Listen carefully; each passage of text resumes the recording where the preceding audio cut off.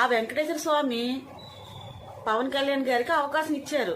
151లో 5వ నెంబర్ తీసేసి 11కి పరిమితం చేస్తే మరి ఇప్పుడు ఎవరు అధికారం చెలాయించాలి మీ మీద? పవన్ కళ్యాణ్ గారు అధికారం చెలాయించాలి. పవన్ కళ్యాణ్ గారు ఏం చేశారు?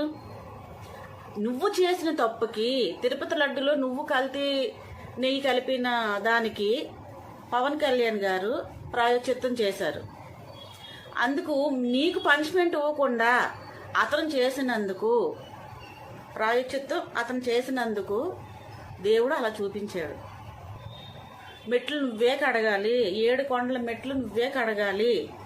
తిరుపతివి నువ్వు చేసిన తప్పుకి అతను ప్రాయశ్చిత్తం చేయడం వల్ల కొండంత అవ్వవలసిన పనిష్మెంట్ చీమంతతో అయిపోయింది. కొండంత జరగవలసింది గోరంతతో పోగొట్టేశారనమాట.